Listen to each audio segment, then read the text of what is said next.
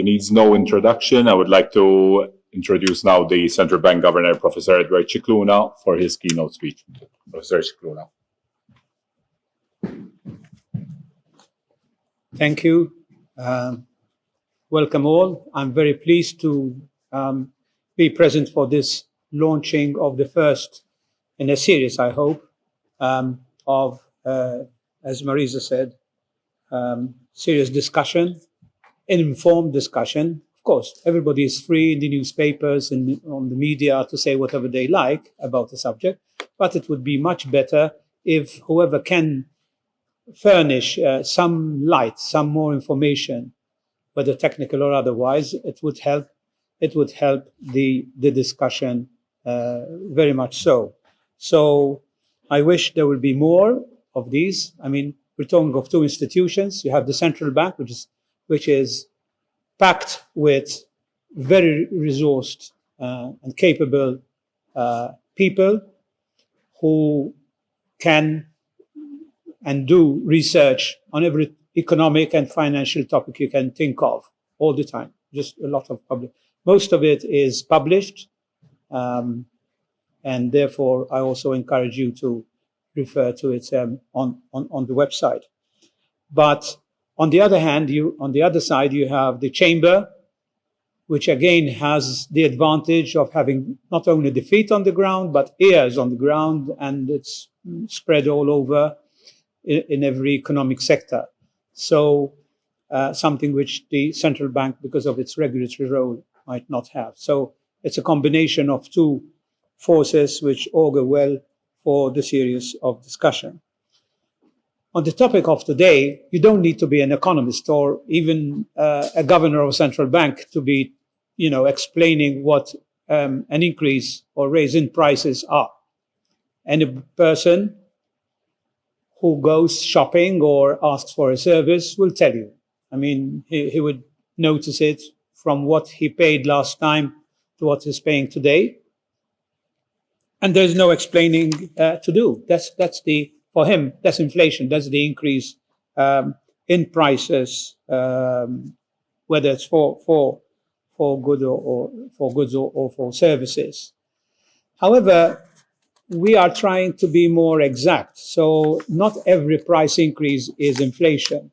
As we know, in the market, supply and demand, some even lampuki, sometimes the price is quite low because it's an abundant catch, or in other times it's in short supply and the price goes sky high. But we don't call that inflation. Inflation is defined as a general a persistent increase in the general price level. So it has to be all over the place. People believe that it's going to be that rate, and it has to be persistent. It can't just be a flash for a month or so and then disappears. And we have, like blood pressure, we have our own indicator which has to be harmonized, and that's why we call it the HICP, which measures this inflationary pressure in our context is the Eurozone. Now, when we talk about inflation, we blame government, we blame this, we blame the business people, we blame everybody, except we don't point finger at the central bank somehow. And ironically, that's where we should be pointing fingers, because if there is an institution paid by the government whose mandate is price stability, is the central bank. It's the central bank of any country, and including for the Eurozone is the ECB. But the mandate is very clear. Price stability is our primary objective. So we have a lot to answer for and explain when it comes to inflation and price stability. Of course, in the US context, they have also employment. We have too, as a secondary objective, and the well-being of the economy as well. So, but however, it's very, very clear, the treaty is very clear that we're talking of a price index, the HICP, for the whole Eurozone, and it is the primary objective with any other economic objective being secondary. In fact, we spent a lot of time in a weekend and other meetings to see how we're going to place the addressing the climate change, whether it should be a secondary objective, whether it is an objective in itself, and so on and so forth. So we take these objectives quite seriously. So I'll come to this question: is inflation a bad thing? If you ask a household, a person, whether it's a she or a he or whoever, I mean, especially a pensioner, a wage earner, or worse, a pensioner, whose income is more fixed. He hasn't got a union to ask for a wage increase. He's at the mercy of a budget which increases from year to year. They will tell you the price increase are eating up my income, which is the truth. Ask any union, they will be concerned because they have to fight for and try to get a share, and also an increase which at least maintains the standard of living, if not increase it. And that's by increase in wages to keep up with the inflation. And the same for business. Even businesses have a different, they are more flexible with increasing prices. However, still is a big decision.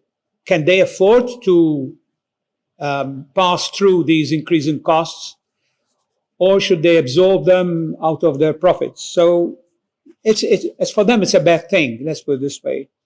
But if inflation is a bad thing, what about deflation? Because we've been experiencing this for quite a number of years, over these last 13 years, we've passed through and I still remember Paul Volcker, the famous Fed chief in the US, when he was asked, what does he think about deflation? He said, you know what? I don't even know how to spell it, because he lived his lifetime, his professional lifetime, with very high inflation. And he raised rates very, to contain the inflation, even required, because so many businesses went under, that he had to be provided with bodyguards during that time. So, but coming to deflation, of course, is very, very harmful. It's worse than inflation because we are limited with the instruments we can use. We have quite a big toolkit now. We have developed it through this deflationary period of the past 10, 13 years, up and down and so on. But it can create, like it did in Japan, anemic growth. We were quite concerned because we ran out of ammunition, how we're going to fight this deflation. We wanted to get out of that deflation because it brings with it recession, falling prices, losses. The banks would affect their profitability, asking for negative rates. Can you imagine the banks depositing money with the central bank and paying for that, for that service, rather than expecting a return? For those deposits. So deflation is very bad, if not worse than inflation. But out in the street, of course, inflation is the enemy, and for the people at large, no inflation means zero inflation. While for the ECB, we have the 2% target. And that's quite an interesting question. Why do we seek a 2%, not a 0%? It's for room for maneuver. I mean, are we expected through our mandate to control inflation? If the answer is yes, then we need space. A pilot has a lot of room for maneuver if he's flying high, but if he's close to the ground, there's very little room for maneuver, and he can crash. The same for a driver. I mean, if you're in the middle of a lane, it's one thing, but if you go to the side, then you're very restricted in maneuvering. And the same, the financial regulator, the central banks, need room for maneuver. If you're playing with inflation below 2%, then you're short of how much the interest rate can work. And if you go to zero, that's it. You're limited. Then you have to get out, APP, the asset purchasing program. You go through in the emergency. We even had a special one, the PEPs. For longer term, you have the LTROs. You have the forward guidance. All these are, and the negative interest rate as well. All these are part of the toolkit, but it's not fun, because they create concern. I mean, with the APP, PEPs, and so on. I mean, look, not just Germany, Netherlands, and many countries say, look, all this pumping money. One day it will, we're scared of that. So it's not easy to go in that territory. So 2%, whether it's in the US, whether in the UK, or whether in the Eurozone, 2% has been found out is the safest rate. So it comes to a shock to a lot of people. The ECB praying for 2% inflation.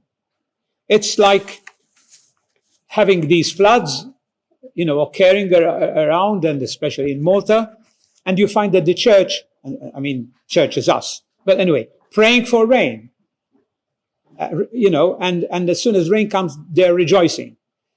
We are at a time where people out there are concerned with this inflationary, pressure coming and so on, while the ECB has been praying for the last 10 years, for sure, for the inflation to get out of that negative territory and zero towards 2%. So now that it looks like maybe in the medium term it will get anchored at 2%, don't be surprised if the ECB will light two candles like the church does and say, rejoice, we're there. Now we can practice monetary policy in a better manner than we had in the recent past. So this is not that the ECB is not concerned with inflation. Of course we are. Above 2%. Now, and here comes with the new strategy. We have the ECB together with in the Governing Council, we have come out with a new strategy that we are declaring that anything above 2% is as bad as below 2%. So we're saying our target is symmetrical. This was not the case before. Before, we were not concerned with deflation. It was more about the 10% inflation, how you're going to extinguish it, and firefighting. Now we realize that, wait a minute, don't push it too low, because then you'll get into a worse territory. So now the target is symmetrical.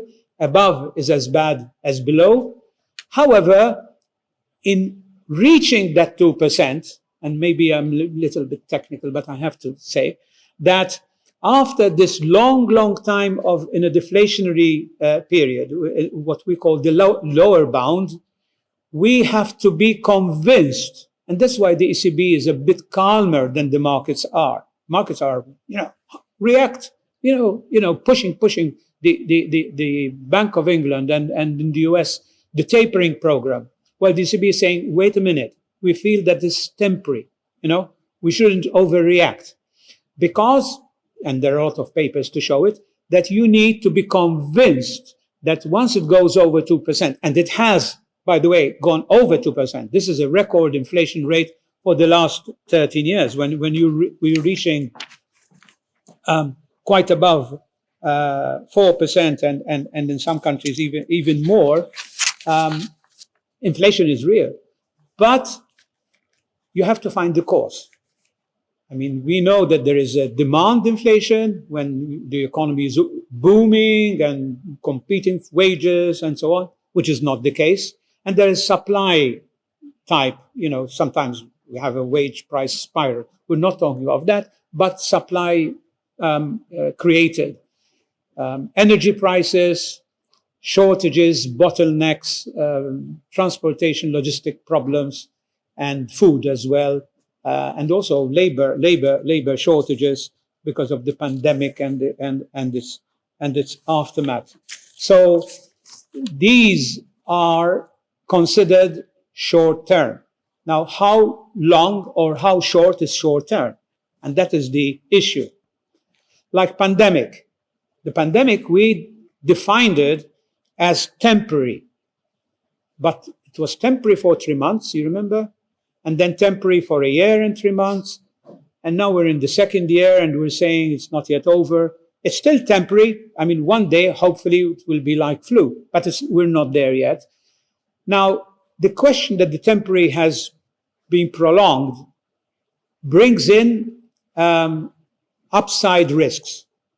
A new variant could come about. Now, whether it will or not, I'm not a medical person. But in the economic sphere, we can then affect inflationary expectations, which are very real and dangerous.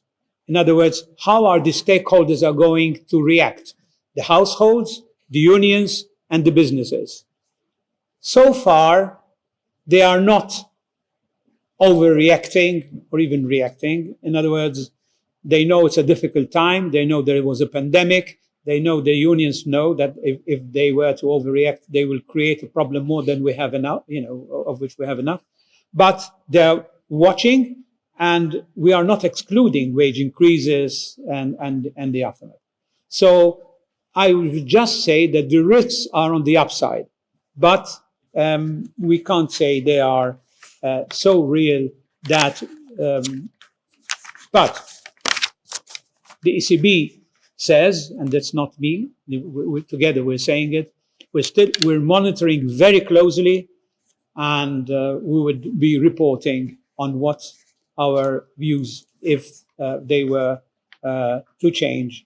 So inflation expectations are there, are part of the risks of this prolonged temporary period. If it is not prolonged, then we believe, according to the models, that it will go down. But again, in this area, it's not econometric modeling.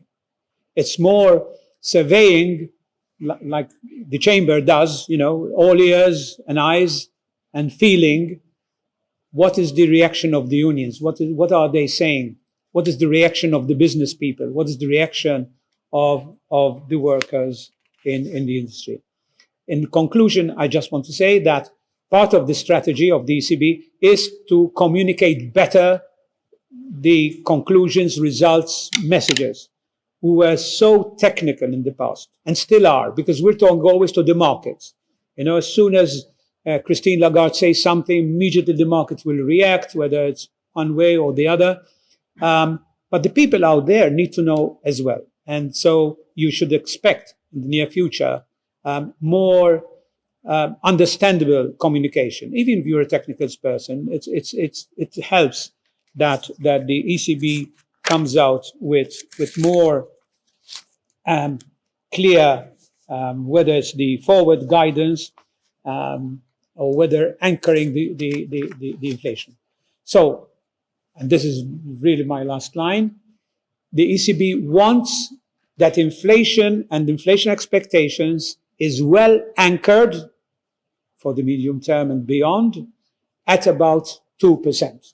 We believe that with the knowledge we have gained, we should achieve it. Thank you.